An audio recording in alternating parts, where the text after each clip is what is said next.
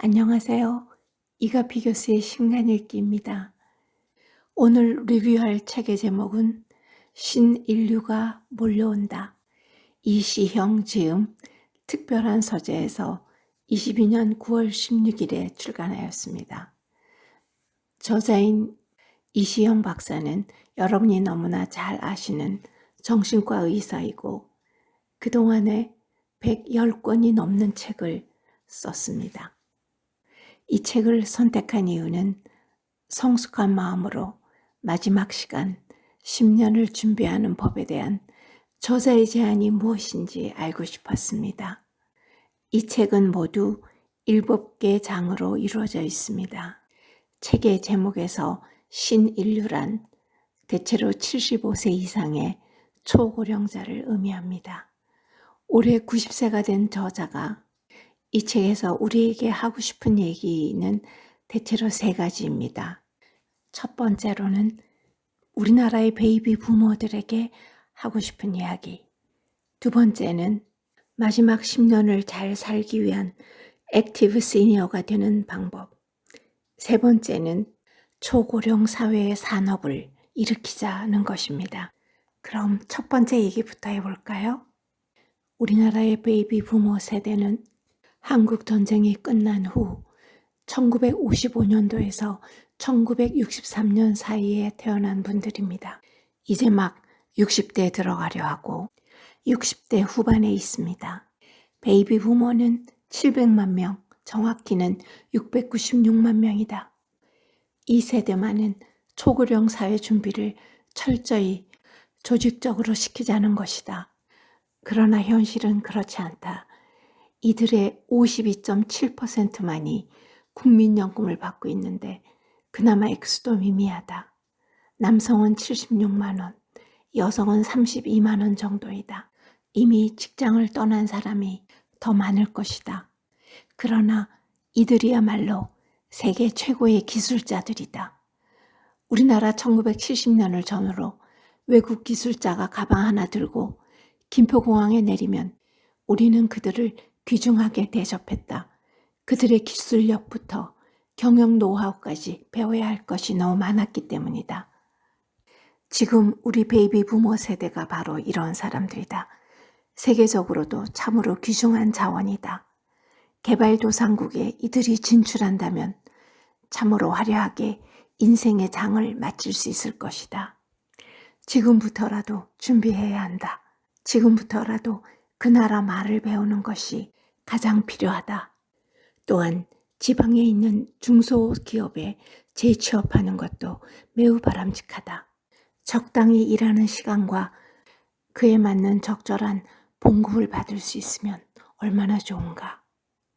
사실 유엔이 내린 중년의 정의는 66세에서 79세로 우리가 몇 해 전 생각하던 초기 노년기에 해당한다. 앞으로 유엔의 기준이 맞다면 우리나라 베이비 부모는 청년의 말기나 중년의 초기에 해당할 뿐이다. 그러므로 30, 40대부터 미리 60대를 고민하고 기획하고 준비해야 하는 것이다. 이제 두 번째 이야기를 보겠습니다. 우리나라 평균 수명이 83세로서 세계에서 1, 2위를 다투지만 건강 수명은 그렇지 않다. 여자는 74세, 남자는 71세까지가 건강 수명이라고 보아야 한다. 75세부터 본격적인 노화가 시작되고 80대 후반에는 일상생활에도 지장을 초래할 수 있다. 미국 얘기를 하나 해볼까요? 저도 10수년 전에 그곳에 가본 적이 있는데요. 미국 아리조나주에 있는 선시티는 55세 이상의 주로 은퇴한 백만장자끼리 모여 사는 곳이다. 그런데 얼마 전 여기서 끔찍한 보고서가 나왔다. 여기 거주자들의 치매 발병률이 일반 도시인보다 훨씬 높다는 것이다.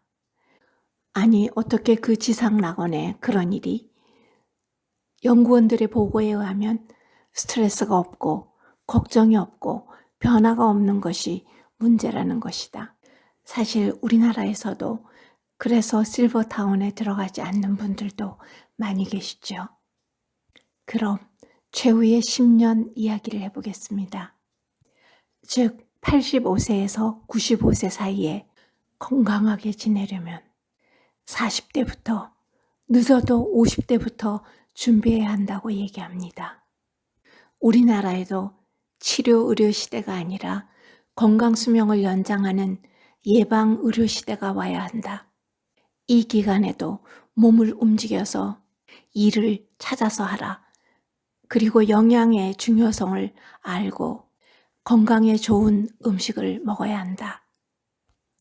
아침 식사가 중요하고 혹은 친한 사람들끼리 취미를 같이 하는 사람들끼리 그룹을 만들어서 아침 식사를 하는 것도 매우 바람직하다. 그리고 회상요법이라는 것이 있다. 추억은 아름답다. 우리가 흔히 쓰는 말이다. 자기가 사는 방을 회상의 방으로 꾸미는 것도 하나의 방법이다. 이 기간을 어떻게 보내는 것이 좋을까? 독서가 첫째다. 내 경우도 뭐니 해도 독서가 제일 좋았다. 그 다음이 회상이다. 운동의 효과에 대해서는 다시 말할 것도 없지만 이 시기에 운동은 걷는 것이다. 우선 자기에게 맞는 신발부터 구입하고 그리고 반듯하게 걷는 습관이 중요하다. 체형 교정도 되고 걷는 운동 효과가 극대화되는 신발이나 신발 깔창도 시중에 나와 있다. 짧게 자주 걸어도 건강 효과는 같다. 시간 나는 대로 틈틈이 걷길 권한다. 걸을 만한 날씨가 아닐 때는 방 안에서 제자리 걸음을 해도 좋다. 특히 식후 20분 걷기는 꼭 지켜주기 바란다. 신선한 아침 태양을 받으며 20분만 걸어보라. 상황이 여의치 않다면 못 걸어도 좋다. 그냥 아침 해를 바라보는 것만으로 오늘 하루 삶의 환희가 넘칠 것이다. 아침의 태양은 우리에게 설렘을 준다. 자연으로 돌아가서 선비정신으로 사는 것. 없는 것을 억지로 채우려고 하지 않고 없으면 없는 대로 인정하고 수용하는 것이다. 이 기간에도 호기심과 기다림이 사는 보람을 준다. 이것이 삶의 묘약이다. 아무리 작은 일도 재미있게 한다. 묘목 한 그루 심어보라. 자라고 꽃이 피는 것을 기다려보라. 새 집을 짓고 겨울 모이를 뿌려놓으면 온갖 새들이 모여든다. 행불행은 마음먹기 나름이다. 사회봉사를 할 수 있다면 더 좋겠죠. 그러나 사람을 도울 때는 내가 좋아서 자율적으로 해야 한다. 이제부터라도 은혜를 갚고 살자는 뜻으로 자원봉사를 해보자. 이 기간에 무엇보다 중요한 것이 인지력이다. 뇌 영양을 위해 지중해식 식단을 권한다. 이 식단은 유네스코에서 문화유산으로 지정한 것인데 식단으로선 유일하다. 해조류의 수산물을 섭취하고 올리브유를 쓰고 낙천적인 생각을 가지자. 여기에 품이 있는 유머까지 할 수 있다면 금상첨화다. 이제 저자의 세 번째 이야기, 초고령 사회의 산업 이야기를 해볼게요. 초고령 사회의 4대 산업은 첫째 식, 두 번째 주거 공간, 세 번째 이동수단, 네 번째 헬스케어 건강산업이다. 유엔이 정의한 중년 세대를 어떤 매체에서 A세대라고 불렀습니다. A세대는 경제적, 교육적 수준이 높고 고령자의 잠재적 수요를 자극하고 개발하면 엄청난 거대 시장이 형성된다. 이 점에서 우리나라 기업은 아직 난전을 부리고 있다. 고령자를 위한 배려가 없다.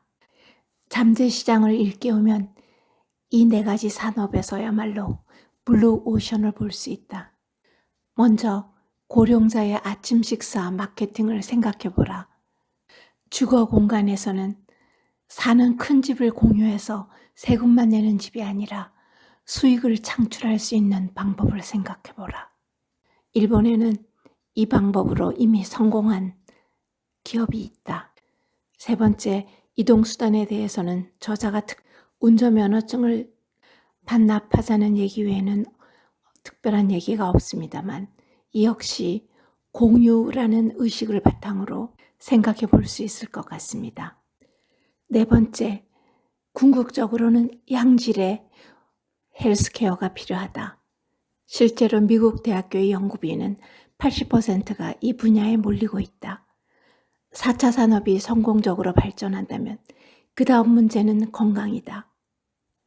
이제 병원도 치병보다는 양생하는 쪽으로 변화할 것이다. 저자는 고령자의 품이라는 글에서 이렇게 얘기합니다. 불행히도 우리는 부의 문화가 정착되어 있지 않다. 우리나라에도 그런 부유층 문화가 있어야 한다. 이런 주장을 강하게 펴는 문화인류학 이희수 교수의 말에 전적으로 공감한다.